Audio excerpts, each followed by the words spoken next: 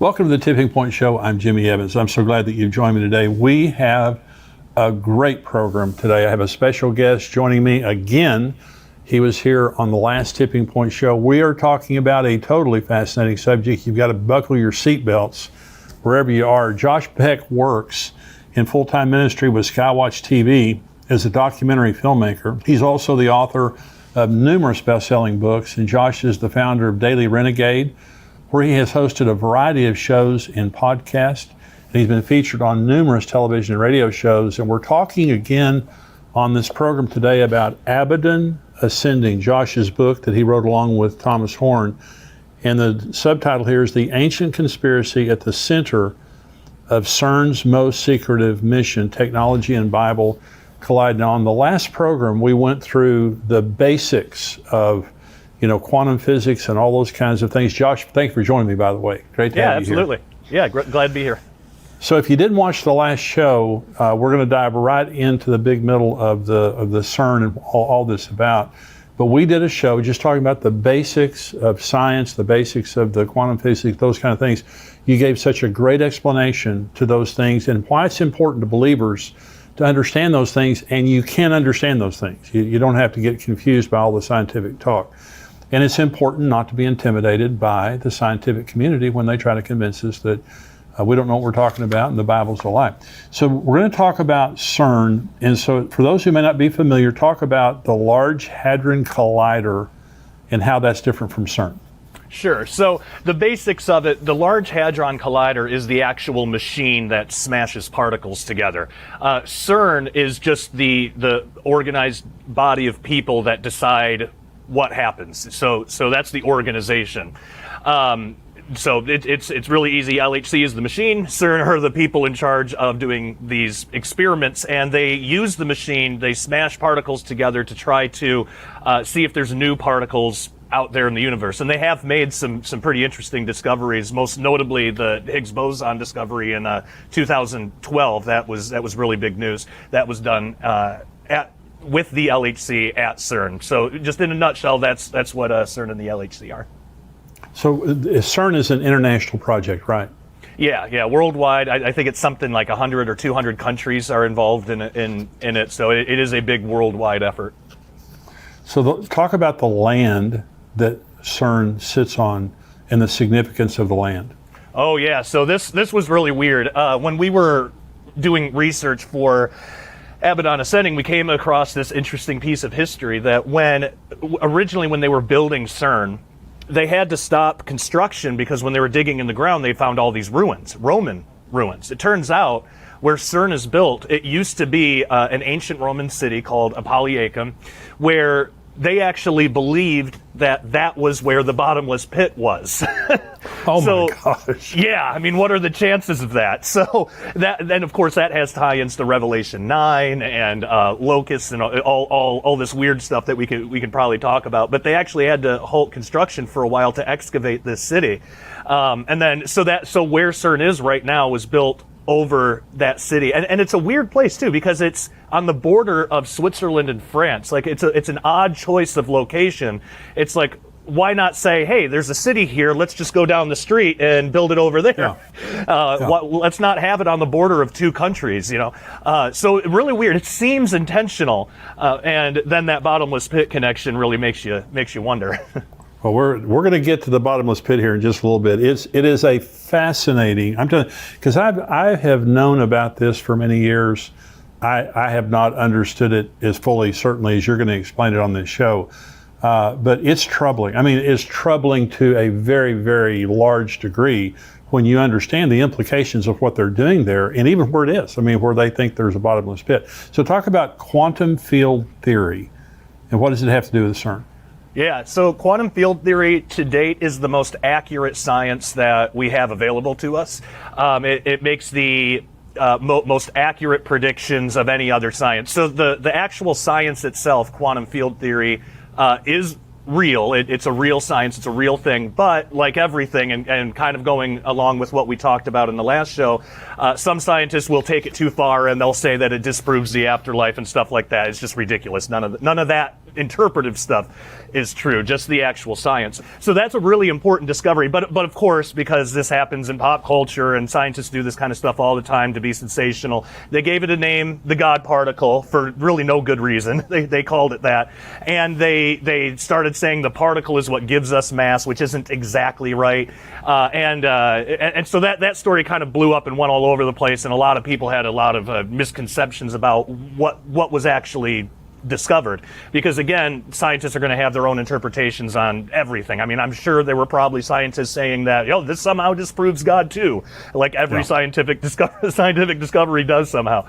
But the reality is, it just shows us as Christians, wow, this is how God actually created stuff, and it's genius. It's a really genius way to go about it, instead of having little bits of matter.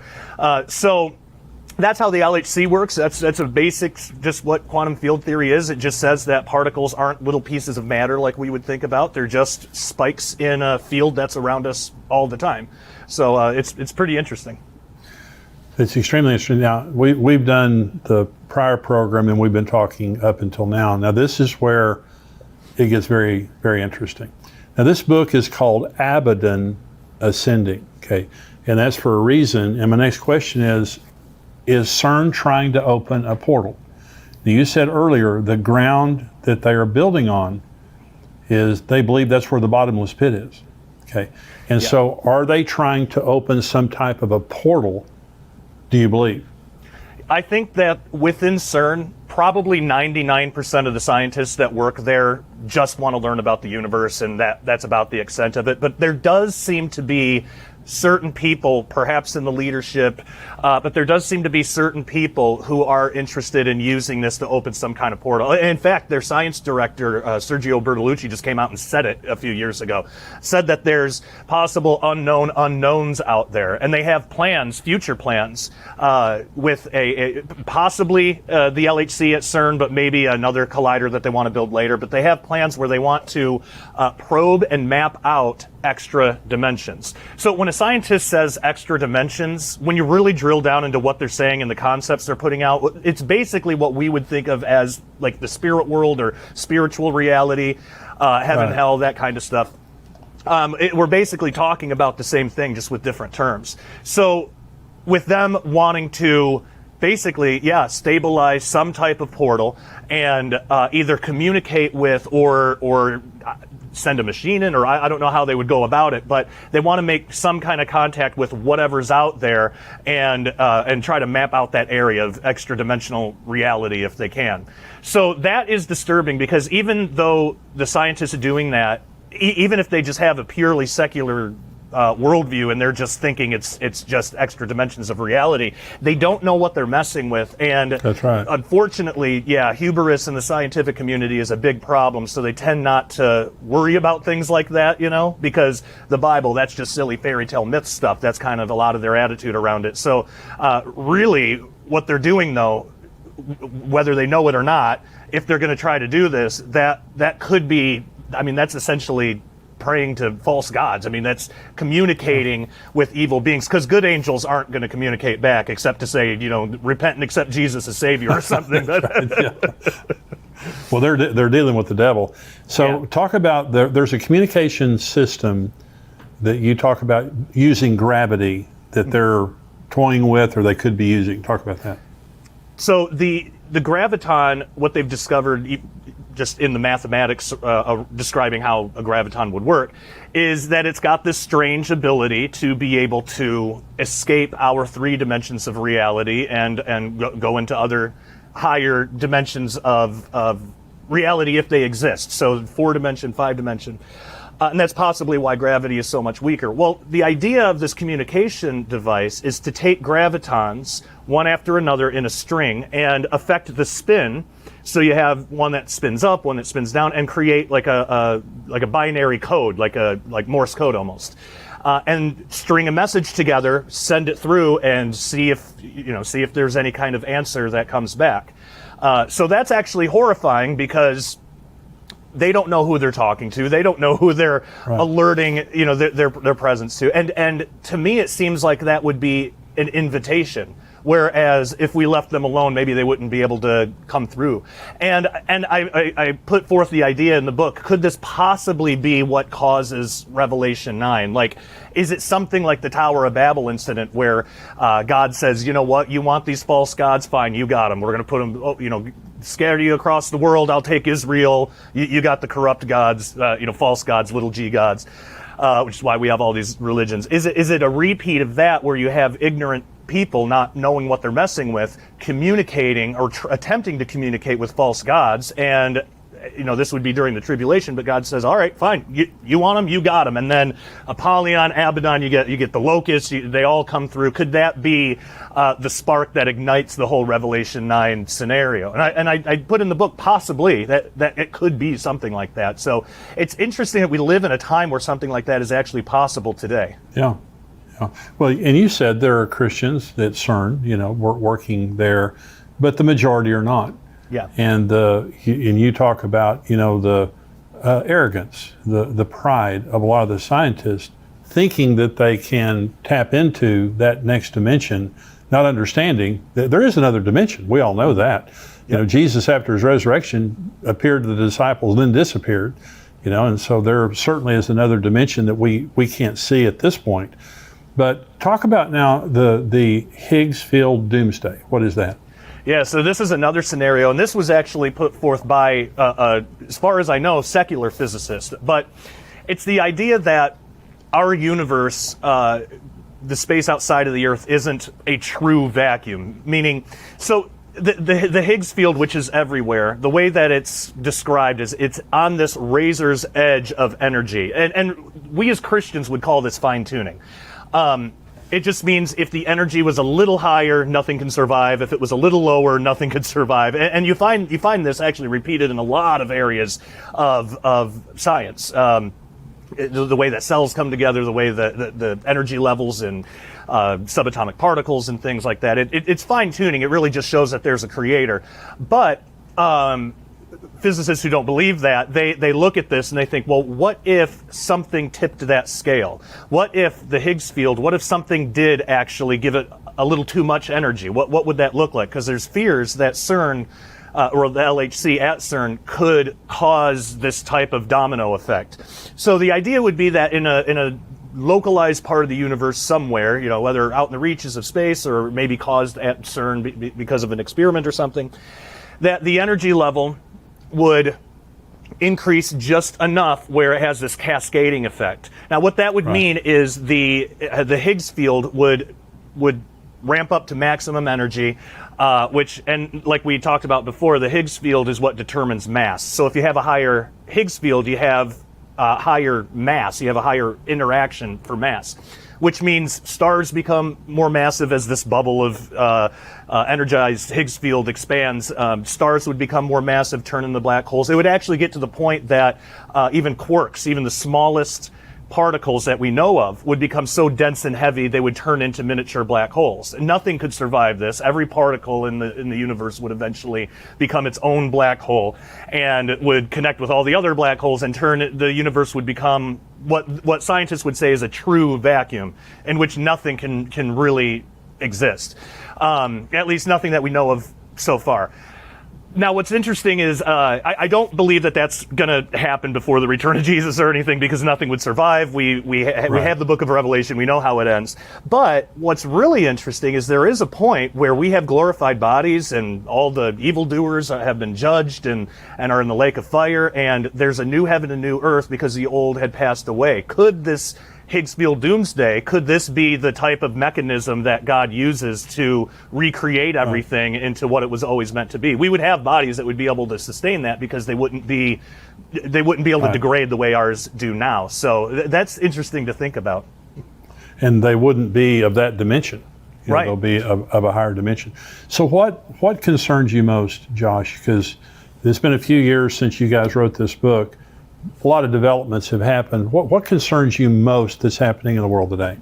Yeah, mainly, well, in terms of CERN, it's the ongoing problem of hubris in scientists. So the way that right now the LHC is operating at power levels that are actually less than cosmic rays entering our atmosphere. So if the LHC was going to cause a black hole or something, we should have already seen that in the atmosphere over Earth, Yeah. a million times over, and it doesn't happen. So right now, that doesn't worry me as much. But the way that scientists will talk about how safe the LHC is, it's like there's no humility there. They'll just say it is ridiculous to think that this is dangerous at all. It's perfectly safe. Nothing can go wrong. It's basically like how they used to talk about the Titanic. So it's just setting it up for failure somehow. So that pride, that hubris, that's what concerns me the most, because it makes me think they think that this is totally safe. They could mess up somewhere and actually cause something that may not destroy the Earth completely, because we know there's still prophecy that needs to be fulfilled, but could cause irreparable damage, possibly. And if they can't foresee that because of their own pride, then that's a huge concern. So just that ongoing problem. I'm glad that there are at least a couple of Christians at CERN, maybe that don't have as bad of a pride problem, but by and large, I think just kind of the reckless way that the LHC could be used, either now or in the future, that does concern me. So they have some type of a statue in front of CERN that has some kind of a spiritual significance. Is that right? Yeah, it's Shiva the Destroyer, actually, and it comes from I believe the Bhagavata Purana, or one of the Hindu texts, I believe. But basically, it's a cosmic entity, in that religion, a god that destroys reality and recreates it. Which is what a weird gift. This was given as a gift to CERN. Yeah. What a Thank weird you. gift. And when you look at this thing, you see this cosmic entity. It looks like she's coming out of a portal. I mean, there's like the circle thing, and every element of it has meaning, and I talk about all that in the book. But just the imagery around it, and the story about undoing reality and recreating it. It's like,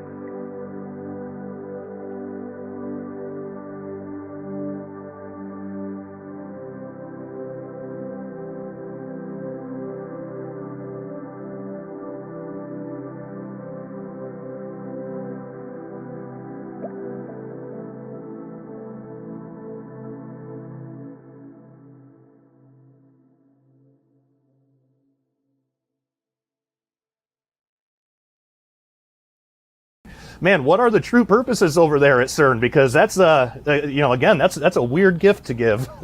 Yeah, and if you're a pure scientist, why do you need that imagery? And it was a gift, but Yep. I'm going to destroy and put everything back together. Well, it's been a fascinating conversation with you for the last 2 weeks. And for people who are watching this, and you're a Christian out there and you say, how does this matter? Well, it's going on at a very important time in human history.